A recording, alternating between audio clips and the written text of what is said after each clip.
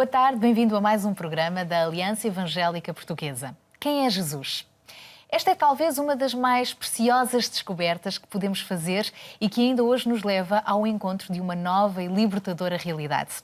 É que este homem, que nasceu há mais de 2000 anos atrás, não só modificou completamente o mundo dito ocidental, como continua a inspirar milhões de pessoas e a intrigar uma boa quantidade de investigadores. Há quem considere que Jesus foi o maior filósofo de todos os tempos, pela filosofia de vida que apresentou, ou um escritor, porque o seu evangelho e biografia têm inspirado as mais belas obras de literatura mundial. Também o podem chamar de mestre, por tudo aquilo que ensinou aos seus seguidores, ou mesmo um grande médico, por todos os milagres e curas que operou.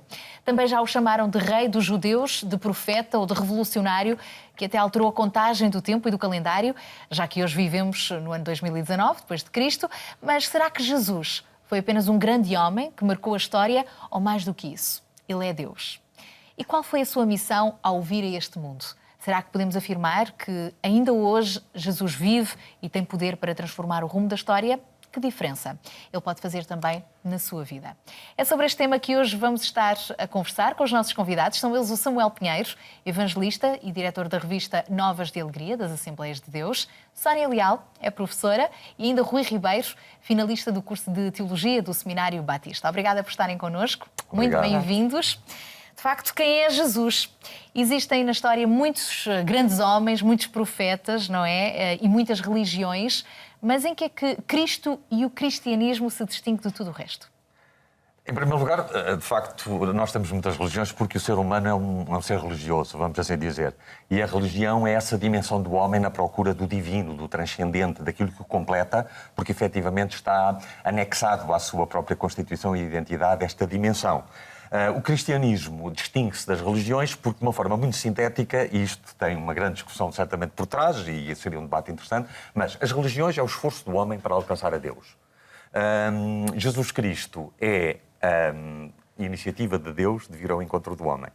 O homem, ele é limitado, ou seja, tudo aquilo que nós podemos construir com a nossa mente acerca de Deus ficará aquém, certamente, daquilo que Deus é. Ou seja, todo o esforço que nós podemos fazer, todas as boas vontades que nós possamos reunir para, de alguma maneira, ter uma compreensão acerca de Deus, ela ficará sempre aquém. Ou seja, nós somos limitados, há fronteiras.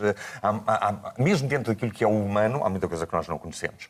Então, nós teríamos que ter uma iniciativa da parte de Deus de se dar a conhecer, ou nós ficaríamos eternamente ignorantes acerca dele.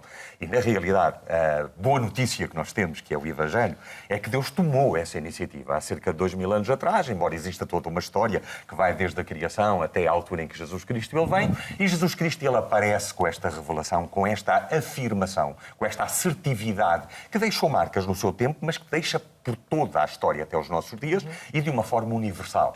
Não é aquilo que nós dizemos sobre Jesus Cristo, é aquilo que o próprio Jesus Cristo diz acerca de nós próprios. Eu durante algum tempo pensei que alguma vez conseguia escrever um texto que convencesse as pessoas acerca de quem Jesus é. Cheguei depois à conclusão muito essencial, muito básica, de que eu nunca poderia dizer mais acerca de Jesus do que o próprio disse acerca dele mesmo. Então Jesus Cristo ele faz essa afirmação acerca de si próprio como sendo divino, como sendo a presença de Deus entre nós, como sendo o eu sou. E nessa dimensão, Jesus Cristo ele tem vários aspectos que marcam essa situação. Em primeiro lugar, a adoração, ou seja, ele é adorado. E isto numa cultura judaica é algo que é marcante e que é decisivo nos nossos dias, eventualmente e numa cultura que seja uma cultura politeísta, com muitos deuses, isso não traria qualquer situação, mas no contexto judaico é totalmente diferente. O outro aspecto é o perdão. De uma forma muito breve, só para dizer que numa determinada altura houve um conjunto de amigos que levaram um paralítico até Jesus. Não conseguiram entrar pela porta e eram muito pragmáticos, abriram um buraco no telhado, fizeram descer o paralítico e Jesus, olhando, percebeu a situação e ele disse: estão perdoados os teus pecados. Toda a gente ficou incomodada com a situação e alguns até ficaram zangados, os religiosos, porque perdoar pecados só Deus pode perdoar. E na realidade esse é o facto, só Deus pode perdoar pecados. Então Jesus Cristo ele disse: para que vocês saibam de que o Filho do Homem tem na terra autoridade para perdoar pecados, eu te digo, levanta-te e anda. E o homem andou.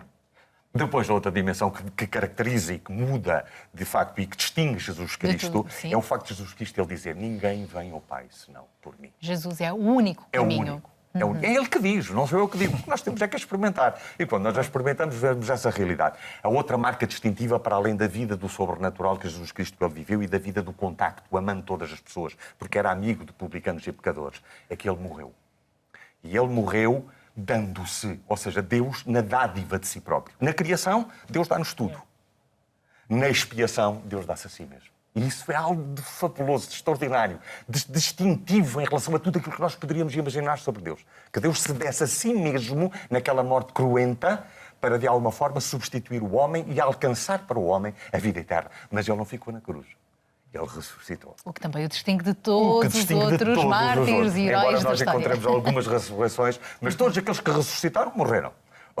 E o facto é que Jesus Cristo morreu, não tendo necessidade disso porque Ele é divino e, portanto, é eterno, mas Ele morreu na sua dimensão humana para dar a sua vida, para que nós pudéssemos ter relação com Deus e a recuperássemos, tivéssemos de volta a vida eterna. É por isso que um cristão é aquele que acredita que Deus é para o tempo presente e por toda a eternidade, porque nós fomos criados não para a morte, mas fomos criados para a vida. Sónia, onde é que estava Jesus no início da criação do mundo? A Bíblia diz em João que no princípio era o Verbo e o Verbo estava com Deus e Ele era Deus. Portanto, o Verbo é a palavra. Todo o poder que está investido em Jesus foi dado por Deus. E Deus e a sua palavra são um. Tanto que Jesus disse, eu e o Pai somos um. Então, Jesus estava no princípio da criação com Deus. E ao longo da história, como é que vemos Jesus a manifestar-se, a viver, a demonstrar-se à humanidade, inclusivamente no Velho Testamento? Como é que nós vemos toda a Bíblia a apontar para Jesus? Toda a Bíblia, a partir do Velho Testamento, apontou sempre para Jesus. Tanto que há uma determinada altura em que Jesus pergunta aos discípulos, olha, quem dizem que é o Filho do Homem? Quem dizem os homens ser o Filho do Homem? E os discípulos até disseram, olha, uns dizem que tu és o João Batista, outros dizem que és Elias ou um dos profetas. Portanto, Jesus, não sendo um profeta, mas tendo as profecias a apontar para ele, portanto, ele é o Messias que havia de vir. Portanto, tudo lá atrás falava dele que cá à frente haveria de vir realmente para nos resgatar e para nos salvar. E é interessante que aí, quando Jesus pergunta aos seus discípulos o que é que as pessoas pensam quem eu sou, também há muitas ideias erradas ainda hoje a respeito de Jesus, não é? Por exemplo. Uma delas eu acho que é por aí, é ser um profeta. Há religiões e há quem pense, não, Jesus foi um grande profeta, foi alguém, um grande homem de Deus, alguém que fez alguma coisa de grandiosa, mas não o vendo como filho de Deus. E Jesus é o filho de Deus, ele é o Messias, ele é aquele que estava predestinado a vir para tocar a nossa vida e porque, lá está, as profecias apontam para ele. Temos aqui o Rui, que durante uma boa parte da sua vida, ele ainda é muito jovem também, não é? Mas consideravas-te um ateu. Não acreditavas que Deus existia. Quanto mais Jesus ser Deus, não é? O que é que te levou a mudar de opinião e hoje a teres outra convicção? No fundo, que ideias erradas tinhas sobre Deus e que ideias certas hoje tens sobre Ele? Então, encurtando uma resposta que é longa, eu tive uma educação religiosa, mas nunca absorvi isso para mim. E aos poucos isso cada vez manifestou-se mais que eu era ateu. Portanto, comecei cada vez a afirmar mais aquilo que era a minha identidade como ateu. Depois tive não só amigos da escola, como algumas das referências literárias, comediantes, que me puxaram muito para aquele ateísmo do Dr. Richard Dawkins, do Bill Maher, Sam Harris. Portanto, aquele ateísmo que acha que toda a religião é imaginação das pessoas e que a gente tem que erradicar isso para vivermos a era da ciência e então chegarmos à terra prometida, não é? Então, de facto, eu durante alguns anos tornei-me esse ateu, que é assim um ateu mais chato, né? Que até que brincava com os meus amigos que tinham alguma religião, de que eu tinha deixado de acreditar em amigos imaginários quando era pequenino. E resumindo uma história que é longa, houve um dia que eu tive no meu quarto, eu estava a ver um vídeo no YouTube e eu apercebi-me que eu toda a minha vida estava a tentar ser o meu próprio Deus e a definir as minhas regras e a fazer a minha vida como se eu tivesse controle sobre ela. E eu percebi que eu não tinha e que eu precisava de Deus. Então eu já estava a estudar a Bíblia com um amigo, tinha acabado de ler pela segunda vez todo o livro de C.S. Lewis, Mere Christianity, Cristianismo Puro e Simples, em português. E nesse dia, então, eu decidi, não, eu preciso do Deus verdadeiro. Entreguei a minha vida a Ele e hoje estou a pregar aquilo que eu dizia que era o amigo imaginário. Eu digo, Ele é o meu Salvador, não é um amigo imaginário, é o Deus vivo.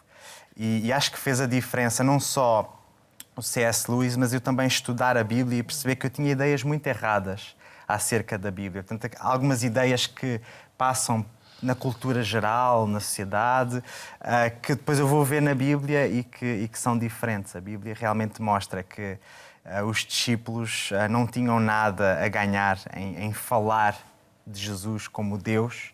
Aliás, tinham tudo a perder. A própria vida. Até a aqui na própria Terra, vida. sim. Então isso fez grande diferença, sim. Ele passou a ser mais do que um amigo imaginário, um amigo real.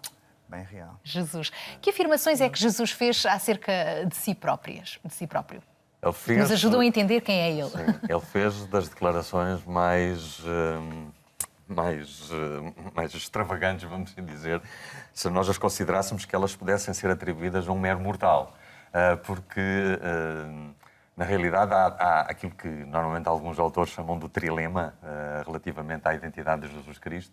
Jesus Cristo ou como um louco, ou como um mentiroso, ou efetivamente aquilo que ele disse que era, que é como Senhor. Louco, efetivamente, ele não tinha nada, porque em todas as situações, as mais tensas, ele sempre mostrou um equilíbrio total na sua vida. Quando se lêem os seus ensinos, a sua postura, a sua atitude, nas várias situações em que ele se encontrou, nós encontramos uma atitude saudável em todas as dimensões. Mentiroso não, porque ele morreu por aquilo que ele afirmava ser. E um dos textos, para mim, é fantástico da parte de Jesus, porque revela, de facto, a sua essência. É quando Jesus ele diz para os seus discípulos, antes, porque já se estava a aproximar o tempo em que ele iria dar a sua vida, ele diz, não se turbe o vosso coração, não fiquem ansiosos, não fiquem preocupados, não fiquem tensos. Credes em Deus, credes também em mim. Na casa do meu pai há muitas moradas. E, portanto, ou seja, há uma esperança. Ou seja, não vamos ficar aqui inquietos com aquilo que está a acontecer, porque a perspectiva é outra. E depois ele disse, olha, eu sou o caminho, a verdade e a vida. E juntando aquilo que eu disse na minha primeira intervenção, ninguém vem ao Pai senão por mim. Eu sou o caminho, a verdade e a vida. Ou seja, aquele que nos leva até à dimensão da própria existência e da nossa própria identidade. Eu gosto muito daquela ideia de que Jesus Cristo ele é divino e é humano. Muitas vezes ficamos apenas pela ideia de que Jesus Cristo nos revela quem Deus é. Mas, simultaneamente, Jesus Cristo nos revela quem nós somos. Ou mais ainda, ele nos revela como é que Deus nos criou e com o propósito para o qual Deus nos criou. Porque, efetivamente, quando Jesus Cristo vem, ele surpreende pela sua presença divina e humana e, ao mesmo tempo, chama-nos e desperta-nos para a realidade de que nós não somos aquilo que ainda haveremos de ser quando nós o recebemos. E isso acontece na nossa vida, porque, de facto, nós fomos feitos criação de Deus. Quando Deus criou todas as coisas, Jesus estava lá, é o Deus Trino, Pai, Filho e Espírito Santo. Mas com Jesus Cristo nós temos esta revelação que está em João no capítulo 1. A todos quantos recebem a Jesus, diz que vem para os seus não receberam. Ou seja, a rejeição de Jesus não é algo de novo na história. Mas diz, a todos quantos o receberam, Deus lhes dá o poder de serem feitos filhos de Deus. Ou seja, a situação de nós nos podemos dirigir a Deus como Pai, a dimensão de Deus como Pai tem a ver com aquilo que Jesus Cristo ele realizou. E aquilo que ele realizou leva a nós não sermos mera criação e uma criação afetada pela autodeterminação que nós quisermos ter, ou seja, mandar na nossa própria vida para chegarmos à conclusão de que nós não fomos criados para essa condição, mas nós fomos criados para a condição da glória de Deus.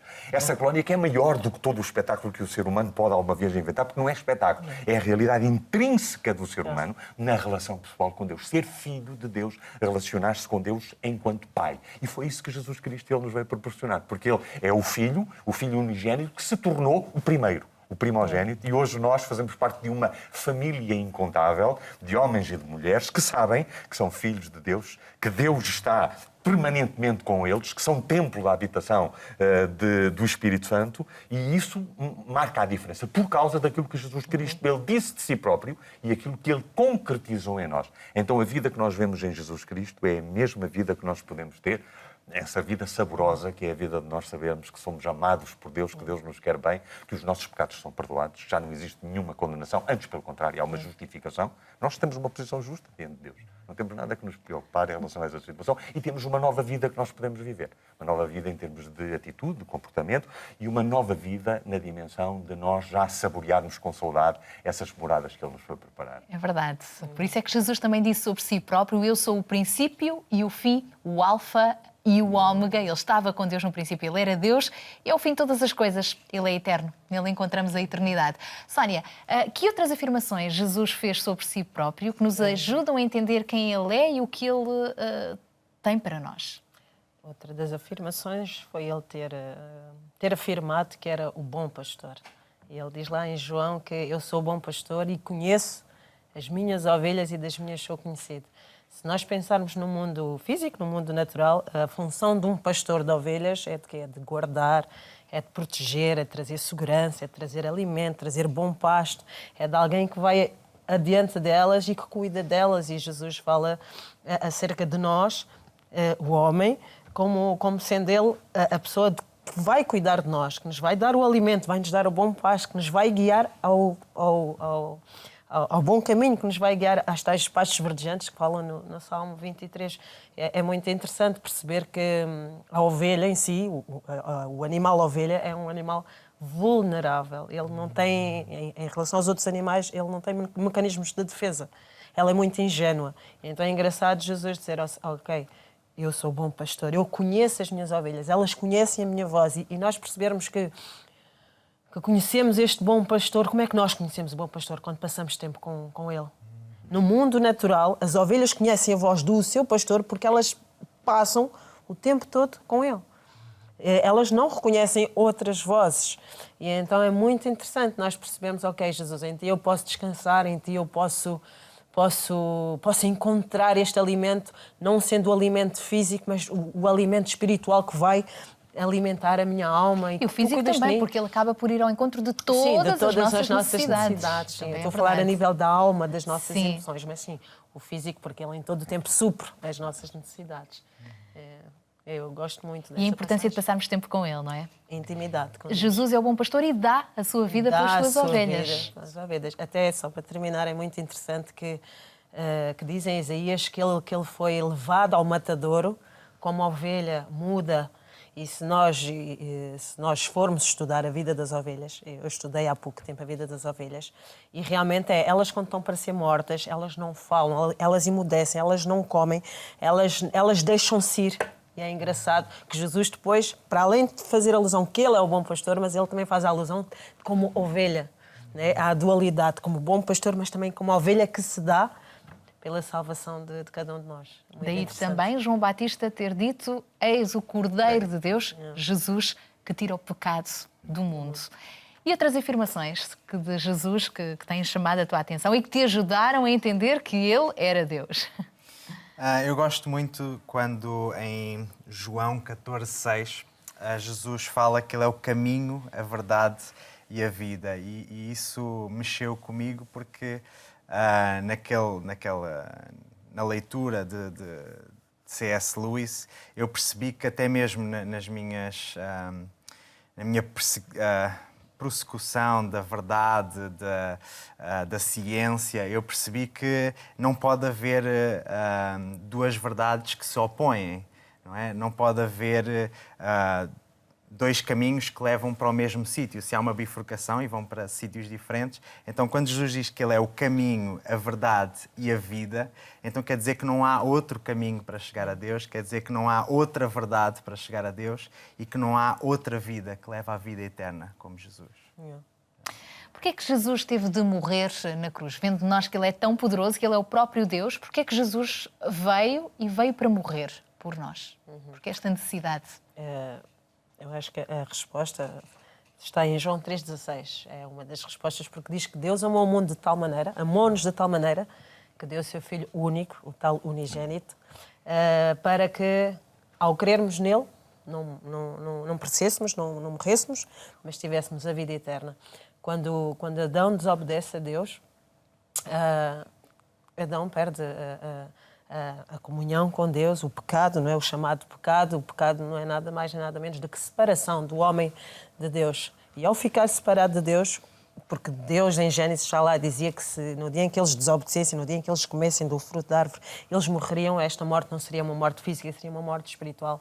Então Adão, ao separar-se de Deus, ele morre espiritualmente. E Jesus veio para nos voltar a colocar no lugar que Adão perdeu. Portanto, ele vem para nos reconciliar novamente com Deus. Eu costumo dizer que Jesus é a ponte. A cruz foi a ponte. É a ponte que nos leva do lado em que estamos até ao lado em que Deus está. Por causa da separação do homem de Deus. Quando nós atravessamos essa ponte, que é a cruz, nós então encontramos Deus através de Jesus. Como é que podemos atravessar esta ponte? Para quem está a ver o nosso programa, como é que podemos ter este relacionamento pessoal, Jesus ser mais do que um amigo imaginário, um amigo real na nossa vida, ser o nosso bom pastor, entender a sua voz? É quando nós reconhecemos que, por nós próprios, nós não vamos conseguir alcançar isso.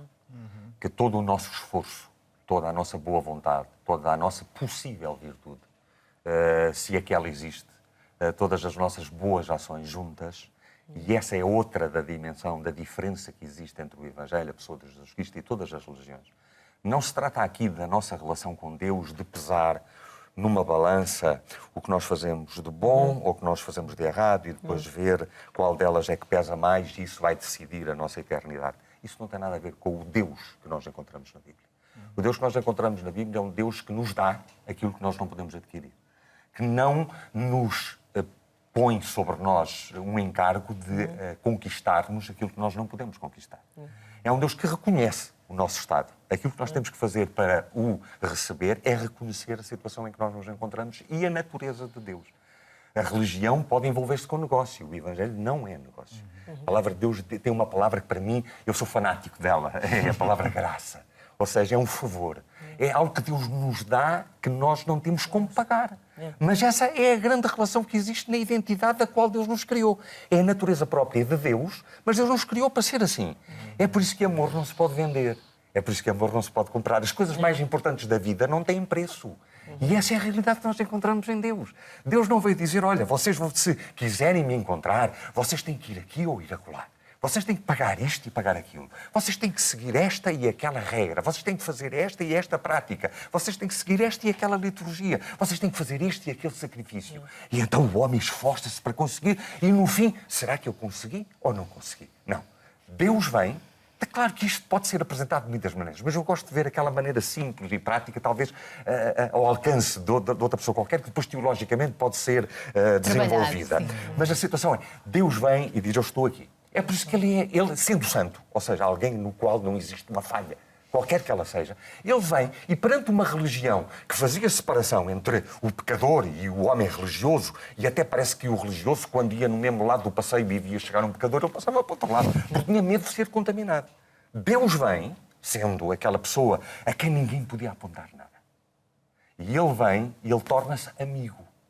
Amigo das pessoas desprezadas, das pessoas excluídas, das pessoas fracassadas, das pessoas cheias de culpa, das pessoas amarguradas interiormente, das pessoas até cheias do seu eu.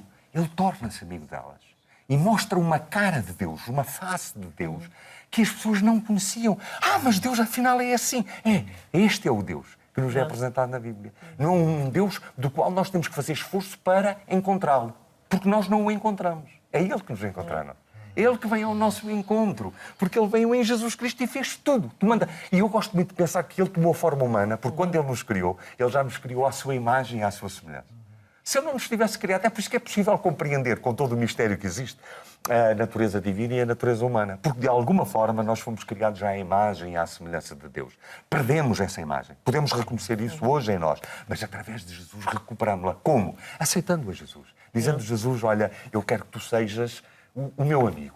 Eu podia dizer o meu senhor, porque também é verdade, mas o meu amigo, o meu companheiro, aquele que está presente na minha vida, aquilo que nós dizemos Salvador. Mas o que é que significa Salvador? Aquele que nos traz de volta para uma vida que vale a pena viver. E isso é o que significa. E, portanto, de uma forma tão simples, nós alcançamos o maior tesouro. E é esse desafio que nós queremos deixar. Muito obrigada aos três por terem estado aqui connosco. Deus vos abençoe. De facto, hoje estivemos a falar sobre esta realidade profunda. Quem é Jesus? Há muito mais para dizer. o Filho de Deus enviado pelo Pai para que todo aquele que nele crê, já falámos disso hoje, não se perca, mas tenha a vida eterna. De facto, todos pecaram e Jesus veio para restaurar o reino de Deus, fazendo a ponte, morrendo na cruz pelos nossos pecados para nos dar vida. Porém, não devemos lembrar um Jesus morto, senão ele não seria diferente de tantos mártires que conhecemos na história. Jesus está vivo, ele veio ao mundo, viveu, morreu, ressuscitou e ainda hoje ele é capaz de perdoar pecados, dar descanso a todos aqueles que estão cansados e oprimidos e fazer infinitamente mais do que nós pensamos ou até imaginamos. E Jesus um dia também vai voltar, foi para o céu preparar-nos este lugar da eternidade e pode fazer morada também no seu coração. Portanto, se quer realmente saber quem é Jesus, nada como ler a história de Jesus na Bíblia e deixar que ele faça também história na sua vida. A propósito, hoje temos para lhe oferecer um devocional para o acompanhar nas leituras bíblicas diárias. Para o receber, contacte-nos para os telefones e endereços em rodapé. Nós voltamos a estar consigo aqui na RTP2 na próxima terça-feira. Bom domingo, boas férias também se for o caso e até ao próximo programa, se Deus quiser.